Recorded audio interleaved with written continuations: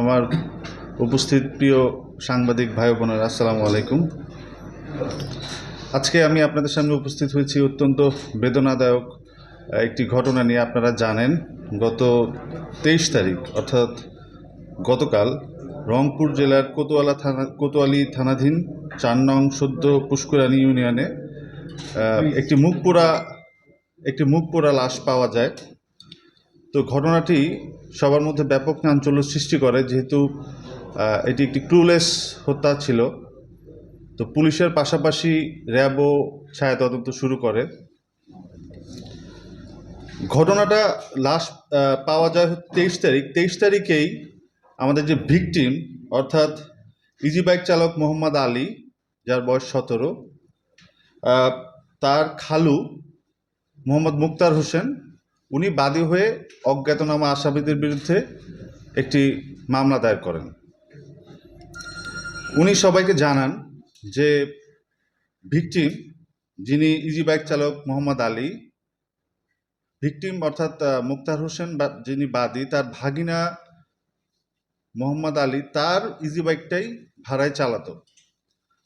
তো গত 21 তারিখ অন্যান্য দিনের মতোই তার ভাগিনা আমাদের ভিকটিম মোহাম্মদ আলী বাইকটি ভাড়ায় চালাতে নিয়ে যায়, কিন্তু পরবর্তীতে আর ফেরত আসে না। ওই দিন রাতের বেলা 9টার সময় ফোন করে তার মোবাইল বন্ধ পাওয়া যায়।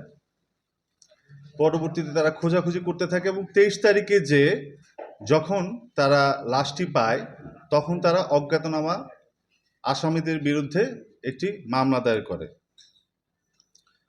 ঘটনার পর থেকে র্যাব ছায়া তদন্ত শুরু করে এবং সন্দিগ্ধ হিসাবে, সবচেয়ে অবাক করা বিষয়, সন্দিগ্ধ হিসাবে র্যাব মামলার যে বাদী অর্থাৎ ভিকটিমের খালু মোহাম্মদ মুক্তার হোসেন, সাথে ইজি বাইক চালক রেদওয়ান মিয়া এবং মোহাম্মদ ইসলাম মিয়া নামে তিনজন সন্দিগ্ধ ব্যক্তিকে গ্রেফতার করে।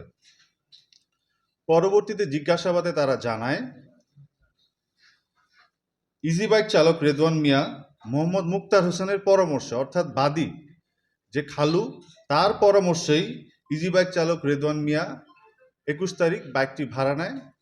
বাইকটি ভাড়া নিয়ে যে আমাদের হত্যার যে স্পট, সেই স্পটে চলে যাওয়ার পরে পিছন দিক থেকে মুক্তার হোসেন অর্থাৎ ভিকটিমের যে খালু বাদী, তিনি রড দিয়ে আঘাত করার পরে ও যখন পড়ে যায়, আমাদের ভিকটিম মোহাম্মদ আলী যখন পড়ে যায়, তখন আবার আমাদের যে সন্দিগ্ধ আরেকজন অভিযুক্ত ইজি বাইক চালক রেদওয়ান মিয়া অ্যাসিড দিয়ে তার মুখমণ্ডল ও যৌনাঙ্গ অ্যাসিড দিয়ে পুড়িয়ে দিয়ে তারা যে আকমলের যে মরিচ ক্ষেত আছে সেখানে লাশটি ফেলে তারা চলে আসে। আমরা 3 জন আসামিকে, সন্দিগ্ধ ব্যক্তিকে এখন পর্যন্ত ধৃত করেছি। আমরা তাদেরকে পরবর্তী আরও অধিকতর তদন্তের জন্য যে সংশ্লিষ্ট থানা, সেই থানায় হ্যান্ড ওভার করে দেব। ধন্যবাদ সবাইকে।